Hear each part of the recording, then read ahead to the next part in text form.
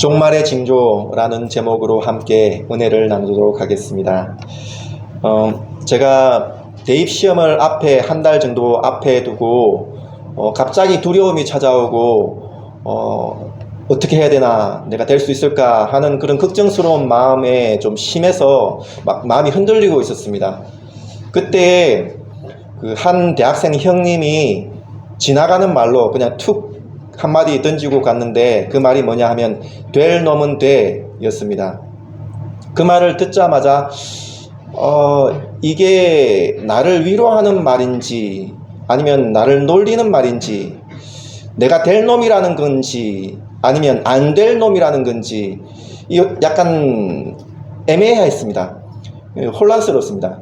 내가 기뻐해야 되는 건지 아니면 내가 슬퍼해야 되는 건지 약간 애매한 마음이 들었는데, 그런데 이상하게도 그 될 놈은 돼 라는 그 말이, 그 투박한 그 위로가 이상하게도 저에게 위로가 됐습니다. 그리고 그렇지, 될 놈은 되지, 그렇지 하면서 두려움이 사라졌습니다. 그리고 다시 한 번 더 해볼 만한 그런 용기가 생겼습니다. 우리 중학생 여러분들 내일부터 시험이 있죠? 걱정이 됩니까? 될 놈은 됩니다. 여러분들에게 위로가 되는지 잘 모르겠으나 될 놈은 됩니다. 이 될 놈은 된다라는 말은 마치 이 성경에는, 우리 신학에는 그 예정론이라는 것이 있거든요. 우리의 구원이 하나님의 예정 속에 있다라는 것이거든요. 이것도 그렇고 오늘 우리의 설교의 주제가 종말의 징조이지 않습니까? 이 종말론이라는 것도 그렇습니다. 종말이 있다. 그 끝이, 이 세상의 끝이 있다. 그리고 그 끝에는 심판이 있다. 천국과 지옥이 있다. 하나님의 영원한 나라가 있다. 라는 이 말씀은 조금 우리 입장에서, 우리 인간 입장에서 보면 조금 투박하고 거칠지 않습니까? 조금 우리의 마음을 위로하려고 이런 말씀 하시는 건가? 격려하시기 위해서 이런 말씀 하시는 건가? 아니면 우리의 겁주기 위해서, 두려움을 주기 위해서 이런 말씀을 하시는 건가? 라는 이런 생각이 들죠. 그러나 이 종말론이라는 것, 예정론도 비슷하죠? 종말론이라는 것도 결국에는 하나님께서 우리를 끝까지 사랑하시고 우리에게 그 사랑의 그 인내를 놓지 않으시고, 그 끝에라도 좋으니 너희가 돌아봐라, 끝까지 좋으니 돌아봐라, 내가 용서하겠다 라는 하나님의 사랑의 음성인 것이죠. 우리가 보기에는 좀 투박하게 보이고 그리고 거칠게 보일지 모르지만 이것은 하나님의 사랑임에 분명합니다. 그러므로 우리가 이 종말의 메시지에 대하여서 반드시 믿으셔야 됩니다. 우리가 이 설교를 들어가기 전에 반드시 믿고 넘어가야 될 것이 뭐냐 하면 바로 이 종말론에 관한 것입니다. 성경적인 종말론입니다. 세상 사람들은 자연주의적인 세계관을 가집니다. 이 세상은 우연히, 아주 우연히 만들어졌고, 그리고 어디서부터 와서 어디로 가는지 모른다. 그리고 끝이 있는지 없는지도 모른다. 단지 우리가 알 수 있는 것은 지금 현재 우리가 살아가고 있고, 그리고 이 살아가는 것을 그냥 잘 먹고 잘 살아가면 된다. 그리고 우리에게 종말이 올지 안 올지 모르겠고, 미래는 모르겠고, 그리고 그냥 편안하게 잘 죽으면 그것이 복이다 라는 것이 그런 자연주의적인 그런 세계관이죠. 그냥 우리가 세상을 볼 때는 그냥 이런 자연주의적인 세계관이 맞는 것 같아요. 그래서 많은 사람들이 그런 것을 믿어요. 그러나 이 믿음이 우리의 영혼을, 우리의 마음을 얼마나 갉아먹고 얼마나 혼란스럽게 하고 얼마나 허무하게 만드는지 여러분들 아셔야 돼요. 이것은 진리가 아니에요. 마귀의 소리예요. 반드시 종말은 있으며 하나님의 심판이 있으며 천국과 지옥이 있으며 그리고 하나님의 영원한 나라가 있습니다. 이것을 믿으셔야 됩니다. 이것을 믿으셔야만이 우리의 영혼이 정말 참된 복락을 향하여서 걸어갈 수 있게 되는 것이죠. 그러므로 먼저는 우리가 이 종말론에 대한 반듯한 믿음이 있으시기를 주님의 이름으로 축복합니다. 첫 번째는 종말의 징조에 대해서 우리가 알 수 있는 것입니다. 오늘 이 누가복음 21장에 있는 내용들, 5절부터 이 쭉 나오는 내용들은 사실은 우리 온 인류의 종말에 대한 내용이 아닙니다. 그것이 아니라 예루살렘의 종말에 대한 내용입니다. 예루살렘이 멸망할 때가 있을 것인데 그때 이런 징조들이 있을 것이고, 그리고 그것이 예언되어졌다라는 것을 말하는 내용입니다. 근데 이 예루살렘의 종말을 왜 우리 온 인류의 종말과 연결시키고 있을까요? 그 이유는 역사는 반복되기 때문입니다. 연결되어 있습니다. 이 예루살렘의 종말은 노아 홍수 때의 종말과 비슷하며, 그리고 또 소돔과 고모라의 종말 때와도 비슷하죠. 그리고 우리 인류의 종말 때와도 비슷합니다. 하나님은 그냥 멸망시키는 법이 없습니다. 반드시 징조를 주십니다. 반드시 경고하십니다. 너희들 그렇게 살면 죽어, 멸망해, 돌아와. 그러면서 징조들도 계속해서 주십니다. 이런 징조, 저런 징조들을. 그리고 그 징조들, 그 경고들이 차고 계속 차면 결국에는 하나님의 그 진노의 뚝이 무너지는 것입니다. 그래서 오늘 29절부터 31절까지 무화과 나무의 비유가 있죠. 무화과 나무에 싹이 나는 것을 보면 여름이 가까이 왔다라는 것을 알 수 있다는 거죠. 보면 안다는 거죠. 그렇기 때문에 이 종말에 대하여서 어떤 특별한 사람만 그것을 아는 것이냐, 혹은 내가 하나님께 어떤 특별한 계시를 받았는 사람인 양, 그렇게 내가 종말을 알 수 있다는 식으로 말하는 사람은 어때요? 가짜요, 진짜예요? 모두 다 가짜죠. 다 거짓말이에요. 종말의 징조는 우리가 누구나 보면 알 수가 있죠. 징조들을 보면서 그날이 가까이 왔구나 하는 것을 알 수 있다는 것이죠. 종말의 징조들이 뭘까요? 여러 가지들이 있습니다. 종말의 징조들이 여러 가지 있는데, 나라와 나라 사이에 전쟁이 일어납니다. 민족과 민족 사이에 전쟁이 일어납니다. 서로 다툽니다. 싸웁니다. 그리고 자기를 사랑합니다. 자기를 사랑하고 그리고 원수 맺습니다. 원수를 맺지만 그 원수를 풀지 않습니다.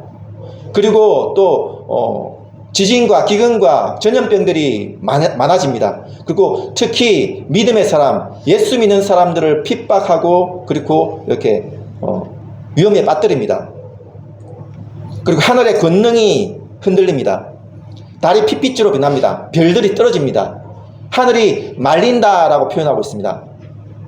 그런 일들이 일어나면 예수님이 가까이 오셨구나, 예수님이 오실 날이 가까이 왔구나 하는 것을 알 수 있다는 것입니다. 오늘날 일어나는 이런 여러 가지 모습들을, 세상의 모습들을 볼 때에 예수님께서 다시 오실 날이 얼마 남지 않았구나 하는 것을 우리가 알 수가 있습니다. 이것을 통하여서, 징조를 통하여서 우리가 확실하게 하고 넘어가야 될 것이 두 가지가 있습니다. 첫 번째는 그 날과 그 때는 아무도 모릅니다.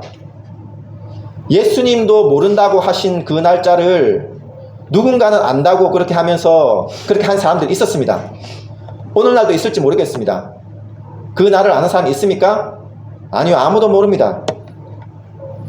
예수님마저도 아버지의 뜻에 맡겼듯이 우리가 이것에 대해서 너무 궁금해하고 그날이 언제인지 막 이렇게 찾고자 하고, 그런 것은 우리의 지나친 간섭입니다. 지나친 상상력입니다. 그러시면 안 됩니다. 우리는 성경이 가는 데까지 가고 성경이 멈추는 곳에서 멈춰야 됩니다. 이것이 우리가 성경을 보는 태도이고 우리의 신앙의 태도가 되어져야 됩니다. 그날과 그때는 아무도 모릅니다. 그러나 그 날이 가까이 왔다는 것은 알 수 있습니까? 없습니까? 예, 그 날이 가까이 왔다는 것은 누구나 알 수가 있습니다. 어떤 특별한 사람만 알 수 있는 것이 아닙니다. 그러므로 이 날이 가까이 왔다는 것을 안다면 우리가 어떻게 해야 됩니까? 끝까지 믿음으로 인내해야 됩니다. 소망을 잊지 말아야 됩니다. 그러라고 하나님께서 이 징조들을 보여주시는 것이죠. 그래서 두 번째, 세상은 수단이고 하나님이 목적입니다. 이것이 바뀌는 경우가 정말 많습니다. 우리가 믿음으로 살면 하나님께서 나에게 이렇게 복 주시겠지 하는 그런 신앙을 가진 분들이 의외로 많습니다. 그렇지 않습니다. 그것이 아니라 우리가 잘 살든지 못 살든지 그 모든 것들은 다 수단이 되어지는 것이며 결국에는 하나님의 그 영광, 하나님이라는 그 목적을 향하여서 나가는 이 믿음의 밑거름이 되는 것입니다. 그렇기 때문에 세상은 수단이 되는 것이고 하나님이 목적이 되어져야 됩니다. 우리 기독교의 핵심이 바로 이것입니다. 하나님이 목적이 되어져야 됩니다. 목적이 되신 그 하나님이 우리를 사랑하신 것, 우리를 사랑하사 독생자를 보내주신 것, 이것이 기독교의 핵심입니다. 그렇기 때문에 우리의 신앙의 핵심도 하나님이 목적이 되어져야 됩니다. 이것이 바뀌어지면 우리가 길을 잃어버립니다. 혼란스러워집니다. 마음이 둔하여집니다. 그래서 33절에 보면 천지는 없어지겠으나 내 말은 없어지지 아니하리라 하는 이 말씀을 반드시 믿으셔야 됩니다. 천지는 없어지지 않을 것 같잖아요. 이 세상의 영광과 화려함은 없어지지 않을 것 같잖아요. 그러나 이 세상의 화려함과 영광은 사라질 날이 반드시 옵니다. 이것을 믿으셔야 됩니다. 그래서 세상이 목적이 되면 안 됩니다. 세상이 목적이 되면 반드시 길을 잃어버리게 됩니다. 제가 어제 그 군사님의 아들님 그 결혼식에 간다고 버스를 타고 올라가고 내려가고 했는데, 이 버스를 타고 올라가면서 좀 쉬기도 하고, 그리고 또 설교도 좀 마무리하고, 그리고 주보도 좀 만들고, 그렇게 좀 가야겠다라고 생각하고 버스를 탔는데, 얼마 지나지 않아서 쿵짝쿵짝 하시면서 이렇게 노래를 부르시는데, 80이 넘은 그 어르신께서 얼마나 열정적으로 그렇게 하시는지 제가 가만히 앉아있는 제가 부끄러울 정도로 그렇게 열심히 그렇게 하시는데, 정말 재미있게 그렇게 하셨습니다. 정말 재미있어 하셨습니다. 이게 재미있죠. 그런데 생각해 보십시오. 그것을 인생의 목적으로 삼았으면 되겠습니까? 그분들도 알 겁니다. 그것이 인생의 목적이 아니라는 것을 분명히 아실 것입니다. 그것이 인생의 목적이 아니죠. 저도 배드민턴을 좋아하거든요. 배드민턴 재미있습니다. 그런데 배드민턴이 인생의 목적이 되어서 되겠습니까? 아니죠. 여러분 드라마 좋아하나요? 영화 좋아하나요? 예, 재미있죠. 재미있습니다. 그러나 그것이 목적이 되면 되겠습니까? 아니죠. 이것은 하나의 예입니다. 우리 인생의 모든 것이 다 마찬가지입니다. 우리의 삶의 모든 분야들이, 이 세상에 있는 모든 것들이 물론 재미있고, 물론 어떤 일정한 어떤 그 복이 있죠. 일정한 어떤 재미가 있죠. 그러나 그것을 목적으로 삼으면 안 된다는 겁니다. 그것이 우리 인생의 목적이 되지 않는다는 것입니다. 되어서는 안 된다는 것입니다. 그것이 목적이 되어질 때 우리가 길을 잃어버립니다. 혼란스러워집니다.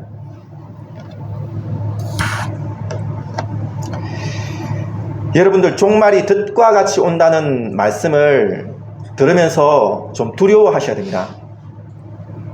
동물들은 늘 자기가 다니는 길목으로 다닙니다. 왜냐하면 그 길이 가장 안전하고 그 길이 가장 편하거든요. 항상 그 길로 다닙니다.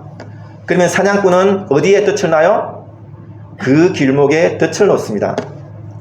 늘 다니던 길, 안전한 길, 그 길로 가다가 어느 날 갑자기 목에 털컥 하고 덫이 걸립니다.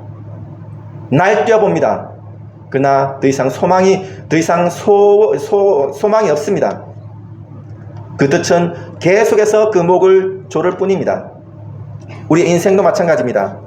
우리 인생도 늘 다니던 길, 늘 하고 있는 그 길목에서 늘 반복하면서 이것이 가장 안전하겠지 하면서 다닙니다. 그러나 어느 날 갑자기 우리 목에 털컥하고 걸리는 덫이 있을 것입니다. 준비하지 않으면 그 덫이 우리를 잡을 것입니다. 그때는 늦습니다. 발부둥쳐도 늦습니다. 그 덫이 걸리기 전에 미리 대비하셔야 됩니다. 기독교라는 종교는 내 소원을 이루는 종교가 아닙니다. 내 소원을 이루기 위한다면 굳이 기독교 믿을 필요 없습니다. 이 교회에 나올 필요 없습니다. 기독교라는 종교는 하나님이 목적이 되는 종교이고 그 목적이 되신 하나님이 우리를 사랑하사 독생자를 주셔서 그 독생자를 통하여서 우리를 구원하시는 종교입니다. 그래서 우리의 모든 것은 다 항상 하나님만이 목적이 되는 그런 신앙이 되어져야 됩니다.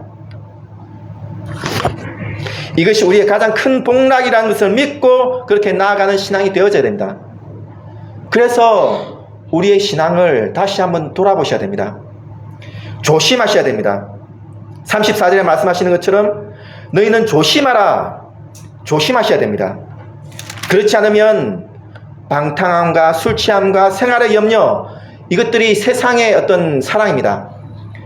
세상이 목적이 되는 그런 것들입니다. 그렇게 세상이 목적이 되어져서 결국에는 마음이 둔하여지고 우리의 세상에 마음을 둔 그것이 결국에는 우리의 덫이 되어지게 되는 것입니다. 그러므로 우리의 목적이 되신 하나님만을 바라고 그분께로만 나아가는 우리 모두가 되어지기를 주님의 이름으로 축복합니다. 그래야 마지막으로 항상 기도하고 깨어 있어야 됩니다. 우리가 하나님의 진노를 피할 수 있는 유일한 방법은 무엇입니까? 진노하시는 하나님의 그 무서움을 피할 수 있는 유일한 방법은 다른 것이 아니라 믿음으로 예수 그리스도라는 그 집 안으로 들어가는 것입니다. 예수 안에 들어가는 것입니다. 예수 안에 있어야만이 안전합니다. 예수 안에 있어야만이 평안합니다. 그 밖에는 방법이 없습니다. 다른 방법 없습니다. 그런데 36절 마지막 부분에 항상 기도하며 깨어 있으라 라고 하신 이유가 무엇입니까? 이것은 우리에게 또 다른 어떤 더 큰 신앙을 가지라라는 그런 의미가 아닙니다. 이것은 너희가 가지고 있는 그 신앙을 끝까지 잘 유지해라 라는 그런 의미입니다. 우리가 기도해야 될 이유가 바로 이것입니다. 우리의 원래의 신앙을 계속해서 유지하기 위해 그 신앙을 잘 간직하기 위해 깨어서 기도해야 되는 것입니다. 우리 믿음의 선조들이 이미 지켰던 그 신앙, 이미 지켰고 우리에게 유산으로 남겨주었던 그 신앙, 오직 예수라는 그 신앙 안에서 우리는 계속해서 깨어 기도해야 됩니다. 이 신앙이 끝까지 지켜지도록. 우리가 마지막 이 종말의 때에 마지막 때에 우리 교회에 맡겨진 사명이 있다면 바로 이것입니다. 오직 예수라는 이 사명을 끝까지 지켜내야 됩니다. 종말이 가면 갈수록 반성경적인 그런 사상들, 그리고 혼합주의적인 그런 신학, 그런 교회들이 많아질 것입니다. 그런 교회가 더 다수가 될 것입니다. 혼합주의 신앙이 더 다수가 될 것입니다. 오직 예수라는 이 신앙을 두고 골통이라고, 그리고 또 너무 독성적이라고 그렇게 말할 것입니다. 우리의 신앙이 소수가 될 것입니다. 그러나 두려워하지 마십시오. 무서워하지 마십시오. 외롭고 눈물이 날지도 모르겠습니다. 그러나 끝까지 예수 그리스도께서 우리와 함께 하신다고 하셨습니다. 그러므로 용기를 잊지 마십시오. 두려움을 벗어버리십시오. 오직 예수 그리스도의 그 은혜 가운데서 우리는 강건할 수 있습니다. 말씀을 마무리하도록 하겠습니다. 죽은 시인의 사회라는 영화가 있었습니다. 죽은 시인의 사회라는 영화를 정말 감명 깊게 그렇게 보았습니다. 그것을 보면서 마지막에 마이 캡틴 하면서 이 학생들이 그 자신에게 가르쳤던 그 선생님에게 이렇게 책상 위에 올라가면서 그 선생님을 부르는 그 장면을 정말 감명 깊게 보았습니다. 정말 인간적이고 정말 감명 깊은 그런 영화였습니다. 이 영화의 주인공이 바로 이분이죠. 로빈 윌리엄스라는 분이죠. 이분이 그 학생들에게 늘 반복해서 하는 말이 있었습니다. 뭐냐면 카르페 디엠이라는 그런 말이었습니다. 카르페 디엠이라는 말은 라틴어로 현재를 잡으라 라는 그런 뜻입니다. 현재를 잡고 그 학교의 그 권위, 학교의 그 어떤 속박에서 너희들이 벗어나서 너희가 그 현재를 즐겨라. 너희들의 그 재능, 너희들의 그 어떤 마음들, 그것들을 마음껏 표출해봐라. 라는 것이 이것의 주제입니다. 이것에 물론 현재를 열심히 살아야 되죠. 그러나 이 말의 핵심은 뭐냐 하면 미래는 알 수 없답니다. 이것이 핵심입니다.